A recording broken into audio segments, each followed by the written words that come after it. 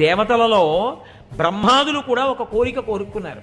ఏమిటా కోరిక అంటే, మాకు వృద్ధాప్యం రాకూడదు, మాకు రోగాలు రాకూడదు. ఈ కోరికలతో వాళ్ళు పాల సముద్రాన్ని మధించారు. మధిస్తే అందులోంచి అమృతం వస్తుంది, మనం ఆ అమృతం తాగుదాం అనుకున్నారు. అని మధిస్తే ఏవో చాలా ఇబ్బందులు వచ్చాయనుకోండి, వాళ్ళకి వచ్చిన వాటిలో ఏది వచ్చినా ఎవరో ఒకళ్ళు పుచ్చుకున్నారు. ఎవరో ఒకళ్ళు అమృతం వచ్చిన తర్వాత అందరూ పుచ్చుకున్నారు. వాళ్ళు మాకు కాదు, లోకంలో ఎవ్వరూ పుచ్చుకోము అని వదిలేసింది మాత్రం ఒక్కటే ఉంది, హాలాహలం. మిగిలినవి అందరూ తలకోటి పుచ్చుకున్నారు. ఏదో దేవతలు కొని పుచ్చుకున్నారు, రాక్షసులు కొని పుచ్చుకున్నారు. ఉచ్చైశ్వరం వస్తే ఆ గుర్రం వచ్చినప్పుడు బలిచక్రవర్తి పుచ్చుకున్నాడు. కానీ హాలాహలం వచ్చినప్పుడు మాత్రం ఓ పిసర్ రుచి చూద్దామని ఎవరు అనలేదు, అందరూ వదిలేశారు. వదిలేసి పరిగెత్తారు. పైగా ఎక్కడికి పరిగెత్తారు అంటే, శని కైలాసముజొచ్చి శంకర నివాసద్వారముంజేరి ఈశుని దవ్వారుకు లడ్డు పడ్డ తలమంచుంజొచ్చి కుయ్యో మొర్రో విను వాలింపుము చిత్తగింపుము దయన్ వీక్షింపుమన్ చంబుజానన ముఖ్యుల్కని రక్తరక్షణ కళా సౌరంభురించెంబుని. అందరూ పరిగెత్తుకుంటూ కైలాసనాథుడైనటువంటి పార్వతీపతి పరమేశ్వరుడి దగ్గరికి పరిగెత్తారు. ఈశ్వర, ఒళ్ళు కొవ్వెక్కి పాలసముద్రాన్ని మదించాం, అమృతం రాలేదు, హాలాహలం వచ్చింది. ఎవరు పుచ్చుకుంటారు దీన్ని? లోకములను కాల్చేస్తోంది. అది సముద్రం మీదకి దూకితే సముద్రాలు ఇంకిపోయాయి, అరణ్యం మించెడితే అరణ్యాలు కాలిపోయాయి. దాని వేడి చూడలేకపోయారు. హాలాహలం యొక్క గొప్పతనం ఏమిటో తెలుసా అండి? మీరు హాలాహలము అన్నప్పుడు ఒక కోణంలో చూస్తే దాన్ని చూసిన వాడు లేడు, దాన్ని ఆగి ఇలా వెనక్కి తిరిగి ఇలా చూసిన వాడు లేడు. ఎందుకు లేడో తెలుసా అండి? దాని వేడటువంటిది సెగ కొట్టేస్తోంది కళ్ళల్లోకి. సెగ కళ్ళల్లో కొట్టేస్తోందని అసలు దాని వంకి ఇలా చూడలేదు, వెన్నిచ్చి పారిపోయారు అందరూ. పారిపోయి అందరూ పరిగెత్తింది ఎవరి దగ్గరికి? మీరు లోకంలో ఒక మర్యాద చూడండి. ఏదైనా విపత్తు వస్తే ఓ పని చేయండి, మీరేమో ఎందుకైనా మంచిది మీరు ఆయన దగ్గరికి ఒకసారి వెళ్ళండి, ఆయన సెల్ కట్టేశారు, మీరు వాళ్ళ ఇంటికి వెళ్ళండి, ఒకవేళ ఆయన ఉంటే నాకు అక్కడి నుంచి ఫోన్ చేయండి. ఈలోగా ఎందుకైనా మంచిది సేఫ్ సైడ్గా నేనేమో ఈయన దగ్గరికి వెళ్తాను, ఇక్కడి నుంచి ఫోన్ చేయిస్తానంటారు. ఇంతమందికి ఎవరు గుర్తొచ్చారో తెలుసా అండి? హాలాహలం వచ్చినప్పుడు శివుడు ఒక్కడే గుర్తొచ్చాడు, ఎవ్వడూ గుర్తురాలేదు. అంటే లోకములను రక్షించగలిగినటువంటి శక్తి, ఎంతటి అగ్నినైనా లోపలికి పుచ్చుకోగలిగిన అమృతము ఎవరై ఉన్నారు? పరమశివుడై ఉన్నాడు. కాబట్టి ఇప్పుడు అందరూ చని కైలాసము జొచ్చి అండంలో పోతన గారి హృదయం అది. శంకరుని వాసద్వారముంజేరి. మర్యాద ఎటువంటిది అంటే, లోపలికి తోసుకుపోవడానికి వీల్లేదు. ఆ ద్వారం దగ్గర నిలబడి కుయ్యో మొర్రో విను మాలింపుము చిత్తగింపుము ఎలా పడ్డాయో పోతన గారికి, మహానుభావుడికి. అయ్యా మహానుభావ, రక్షించు రక్షించు. ఎవడండి బాధపడినవాడు కుయ్యో మొర్రో అంటాడు? ఏమిటి వీళ్ళ బాధ అంటే, ఆయన ఒక్కడే పరిగెత్తట్లేదు, ఏమిట్రా అంత వేడిగా ఉంది అన్నం అనలేదు. పాలసముద్రం దగ్గరే ఉన్నారు శ్రీ మహావిష్ణువు. బయటికి వచ్చి చూసి దాన్ని చూసి పరిగెత్తిన వాళ్ళలో బ్రహ్మగారు ఉన్నారు. ఎందుకని? ఆయన ఏమిట్రా ఇంత చప్పుడు వస్తోంది అని చెప్పి బయటికి వచ్చి చూసి అక్కడికి వచ్చారు. అందుకే ఆ పరిగెత్తిన వాళ్ళలో బ్రహ్మగారు ఉన్నారు అని చెప్పారు. చని కైలాసముజొచ్చి శంకరుడి వాసద్వారముంజేరి ఈశుని దవ్వారుకు లడ్డు పట్ట తలమంచుంజొచ్చి కుయ్యో మొర్రో విను మాలింపుము చిత్తగింపుము దయన్ వీక్షింపుమన్ అంబుజానన ముఖ్యుల్. బ్రహ్మగారితో సహా అక్కడే ఉన్నారు ఆ రోజున, ఎవరు ఎక్కడా లేరు. ఎందుకని? అందరికీ ఉపద్రవం వచ్చింది. విపరీతమైనటువంటి తుఫాను వచ్చేసి గంటకి 180 నుంచి 200 కిలోమీటర్ల వేగముతో ఈదురుగాలులు వీయవచ్చు. కూకటి వేళ్లతో సహా పెద్ద పెద్ద వృక్షములు పెకలింపబడవచ్చు. టెలిఫోన్ తీగలు తెగిపోవచ్చు. ఎక్కడా ప్రసార సాధనములు పనిచేయకపోవచ్చు. ప్రజలు అప్రమత్తులై ఎత్తైన ప్రాంతములకు చేరుకోవలసిందిగా విజ్ఞాపన. సముద్రం లోతట్టు ప్రాంతములలో చేపలను వేటాడుటకు మత్స్యకారులు వెళ్లరాదని ఆజ్ఞాపించడమైనది. విపరీతమైనటువంటి వర్షముల చేత లోతట్టు ప్రాంతాలన్నీ జలమయమైపోతాయి. కాబట్టి రెవెన్యూ అధికారులందరూ కూడా అప్రమత్తులై ఖాళీలు చేయించి ఎత్తు మీద ఉన్న పాఠశాలలకు ప్రజలను తరలించవలసినదిగా ముఖ్యమంత్రి మరీ సమావేశం పెట్టి అధికారులను ఆజ్ఞాపించి ప్రతి అరగంటకి పరిస్థితిని అంతటినీ కూడా అంచనా వేస్తున్నారు. హైదరాబాద్ నుంచి బయలుదేరి ప్రత్యేకంగా రైలులో వచ్చేస్తున్నారు. అనేక చోట్ల పట్టాలు మునిగిపోయాయి కాబట్టి రైళ్లు తిరగట్లేదు, బస్సులు ఆగిపోయాయి, రోడ్లకి చెట్లు అడ్డంగా పడిపోయాయి అని కరెంటు పోయి టీవీ కూడా ఆగిపోయింది అనుకోండి. ఇప్పుడు చూసొద్దామని వీధిలోకి వెడతారా? ఎవడు వెళ్ళడు. ఎవడింట్లో వాడు బిక్కు బిక్కు బిక్కు బిక్కుమంటూ అందరూ తలుచుకునేటప్పుడు అప్పటి వరకు నా అంతవాణ్ణి నేనన్నవాడు కూడా ఈశ్వరుడికి వ్యతిరేకంగా చాలా గొప్ప ప్రసంగం చేసేటోడు. వేదిక దిగిపోయాక ఇన్నాళ్ళు ఈశ్వరుడి గురించి విన్నాం, ఈశ్వరుడు లేడని కూడా చాలా బాగా ప్రసంగం చేశారండి, ఎక్కడ ఇంత శక్తి మీకు అన్నారట, ఏదో భగవద్ అనుగ్రహం లేండి అన్నట్టు. అలా ఉంటుంది. అప్పుడు అందరికీ ఈశ్వరుడే కావాలి. అప్పుడు ఈశ్వరుడు ఈశ్వరుడు ఈశ్వరుడని మొదలు పెడతారు. అలా ఇప్పుడు ఉపద్రవం వచ్చిన తర్వాత ఎక్కడికి వెళ్ళారు? అందరూ కైలాసానికి చేరారు. చేరితే ఆయన అన్నాడు, ద్వారపాలకులు అడ్డు పెడుతున్నారు శూలాలు, ఆగండి, ఎక్కడికి వెడతారు? మీ ఇష్టం వచ్చినట్టు పరిగెత్తడమేనా? వస్తారు ప్రభు. ఏమిట్రా పిల్లలందరూ ఏదో అరుస్తున్నారు, ఏదో పెద్ద అబ్బాయి బ్రహ్మగారి కంఠంలా ఉంది, బావమరిది విష్ణువు కంఠంలా ఉంది, ఏమిటి వీళ్ళందరూ వచ్చారు ఇవ్వాలని పాపం ఆయన గబగబా లోపల నుంచి పాశించ ఘంటాం ఠంగ్ ఠంగ్ అని గంటలు వాయించుకుంటూ ఆయన బయటకు వచ్చారు. ఆయన తెలియదేంటి, సర్వజ్ఞుడు.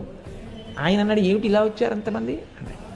అబ్బాయి ఏం లేదండి, బాహుశక్తిన్ సురాసురుల్దని అప్పాలవెల్లి మధింప హాలాహలంబు జనించే ఏరి కలంఘమై భువనంబు కోలాహలంబు చేసి చిచ్చులాగమంగుని ప్రాణి సందోహమున్ బతికింపరే దయ దొంగిలింపగనీశ్వర. ఒళ్ళు కొవ్వి పాలసముద్రం చిలికాం, ఉన్న శక్తులు చాలక ముసలితనము రాకూడదు, రోగాలు రాకూడదు, అమృతం దాగేద్దామని. అది రాలేదు, హాలాహలం వచ్చింది. ఇప్పుడు మేం కాదు, ప్రాణికోట్లు అన్నీ పోతున్నాయి. కాస్తరి మీరు పుచ్చుకుంటారేమో అని వచ్చాము. ఆయన ఏమనాలండి, మీ మొహం ఎడచాన్ని తలుపేసేయాలి, లేదా మీరు ఎటు పరిగెడుతున్నారో చెప్పండి, నేను వస్తాను. ఈయన రెండు అనలేదుట. ఆయన ఏం చేశాడో తెలుసా అండి? అమ్మవారికి నచ్చ చెప్పుకున్నాడు వెళ్ళి.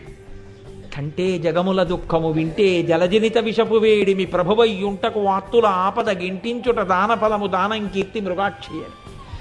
ఒక్కనాడు కొడుకు, రే ఒక్కసారి రారా, చూడాలనుందిరా, రారా రారా అంటే, నాన్నగారండి ప్రమోషన్ వచ్చిందండి, ప్రొబేషన్లో ఉన్నానండి, ఇప్పుడు రాకూడదండి, మీరు ఎప్పుడు కావాలంటే అప్పుడు సెల్లో దొరుకుతానండి, ఒక కొత్త సెల్ తీసుకున్నానండి, మీరు ఆ నెంబర్ కొట్టండి, మీతో మాట్లాడతాను అన్నాడు తప్ప రాలేదు. వాడికి కావేరులు వచ్చి హాస్పిటల్లో ఉన్నాడు. కోడలు ఫోన్ చేసింది ఏడుస్తూ, మా అయ్యగారు మీరు ఒకసారి వస్తే బాగుంటుంది, నాన్నగారు అంటున్నారండి ఆయనని. ఇప్పుడు తల్లి ఒకవేళ ఇన్నాళ్ళు మీరు పిలిస్తే రాలేదు, ఈ రోహిణీ కార్తెలో ఎక్కడికి వెడతాం, ఏడవనివ్వండి, అలాగా దుర్మార్గుణ్ణి అందనుకోండి. పెద్ద ఆయన అంటాడు, అదేంటి అలా అంటావు, తప్పు. కొడుకు వాడు ఏదో పాపం దుందుడుకుతనం చేశాడు, ఆ పాటి దానికే అని పద బయలుదేరదాం. ఎక్కడ బయలుదేరతాం? పేపర్ చూసారా?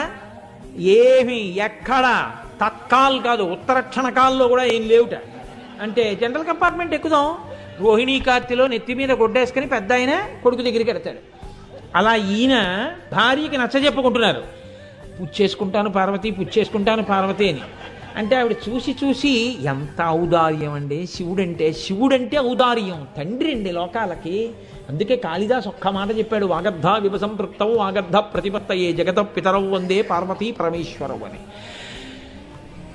చూసావా, నీ అన్నగారు శ్రీ మహావిష్ణువు లోకాలని కాపాడాలి, లోకాలన్నీ పాడైపోతాయని బెంగ పెట్టుకుంటారు.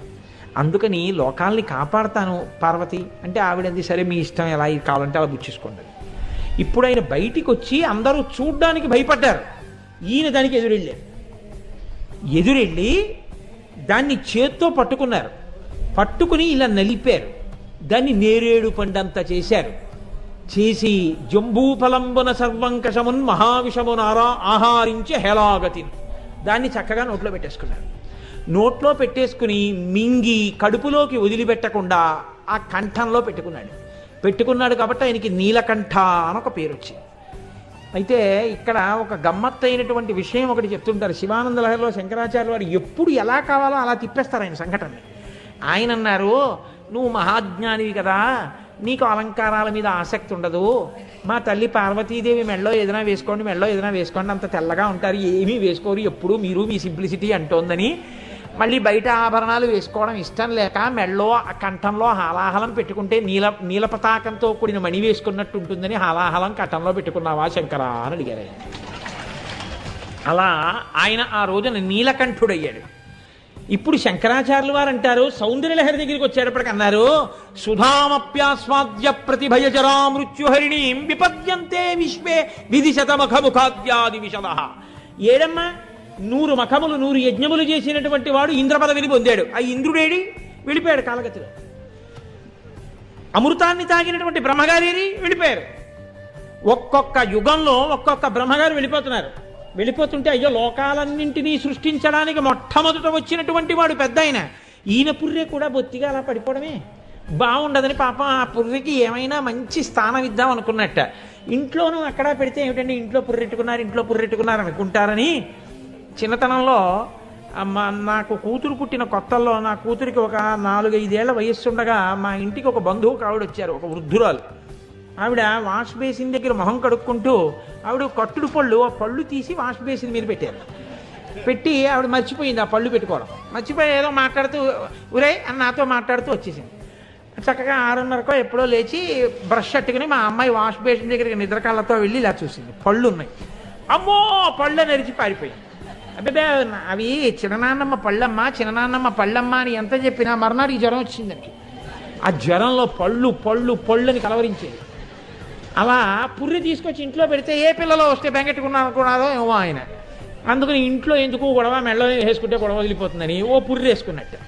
అది మెల్లమెల్లగా ఏమైందంటే ఓ పెద్ద హారం ఒకటయింది. అంటే ఇప్పుడు పుర్రెలమాల ఎందుకు వేసుకున్నాడు అంటే ఆయన చేతకాక వేసుకోలేదు. ఒక్కొక్క యుగంలో వెళ్ళిపోయినటువంటి బ్రహ్మగారుల పుర్రెలన్నీ బొత్తిగా రుద్రభూమిలో పారేస్తే ఏం బాగుంటుందని మెడలో వేసుకుంటూ వచ్చాడు.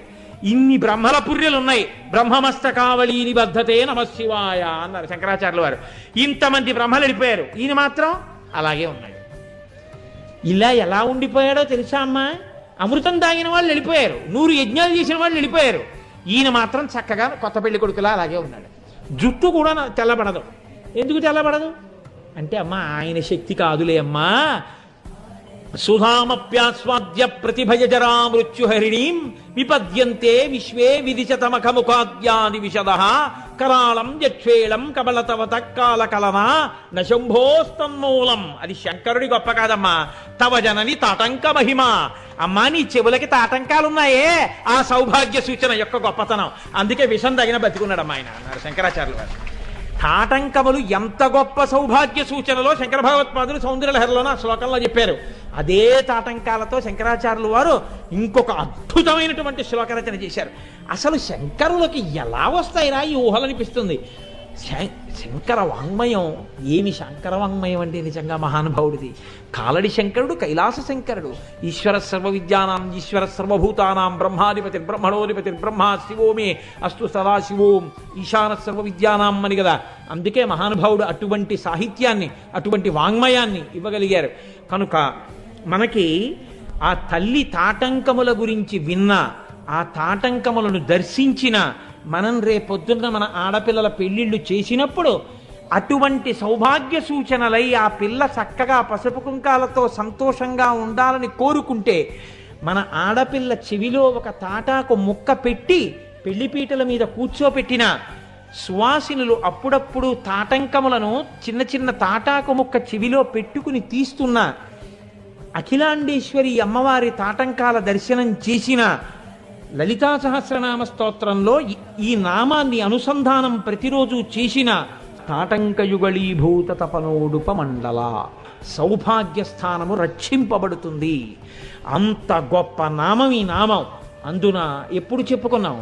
శుక్రవారం నాడు సాయంకాలం చెప్పుకున్నాం. అందుకే లోకంలో ఒక మర్యాద ఉందండి. ఆడపిల్ల పెళ్లి చేస్తుంటే ఇంకా పెళ్లికి ఆ అమ్మాయి ముహూర్తానికి దగ్గర పడుతుందనగా 2 చేస్తారు. ఒకటి మహాసంకల్పం చేస్తారు పెద్దలు, అక్కడ ఉన్నటువంటి ఋత్విక్కులు మహాసంకల్పం జరుగుతారు. సువాసినులు ఏం చేస్తారంటే తప్పు లేకుండా చదవడం వచ్చిన వాళ్ళని తీసుకెళ్ళి ప్రత్యేకంగా వాళ్ళని చక్కగా కూర్చోపెట్టి శ్రీమాత దగ్గర నుంచి అమ్మవారు ఆ మెడలో ఉన్నటువంటి మాంగళ్యం ఉన్నటువంటి వరకు కామేశబద్ధ మాంగళ్య సూత్ర శోభిత కంధర, మహాకామేశ్వరుడి చేత కట్టబడినటువంటి మంగళ సూత్రము ప్రకాశిస్తున్నటువంటి కంఠమున్న తల్లి అన్న నామం వరకు వాళ్ళు చదువుతూ ఉండగా తాళి కట్టిస్తే ఆ పిల్ల జీవితంలో చక్కగా అన్ని విధాల అభ్యున్నతిని పొందుతుంది. అంత గొప్ప నామాల్ని, ఆ నామాలు వినడం వల్ల మన సౌభాగ్యాన్ని మనం నిలబెట్టుకోగలిగిన శక్తిని మనకి కృప చేస్తూ వసిన్యాది దేవతల చేత ఆ రోజున అమ్మ స్తోత్రం చేయిస్తే, వ్యాస భగవానుడు గ్రంథస్థం చేస్తే, శంకర భగవత్పాదుడు సౌందర్యలహరినిస్తే, భాస్కర రాయల వారు వ్యాఖ్యానం ఇస్తే, ఈనాడు ఇంత పరమ పవిత్రమైన అసుర సంధ్య వేళ మనం చక్కగా అమ్మవారి గురించి ఈ నామాన్ని నా చేతనైనంత మేర, అమ్మ పలికించినంత మేర మీకు చెప్పి ఉన్నాను. పరమభక్తితో అవధరించి ఉన్నారు. ఈ కారణం చేత అందరి ఇళ్ళు సౌభాగ్యస్థానములై చక్కగా పిల్లా పాపలతో పసుపు కుంకాలతో సంతోషముగా ఉండే స్థితి కలుగుగాక. ఈయన అస్తమానం ఇలా చెప్తారని మీరు అనుకోకండి. నేను ఇది చాలా పరమ పవిత్రమైన నామం అనుకున్న రోజు మాత్రమే ఈ మాట చెప్తుంటాను.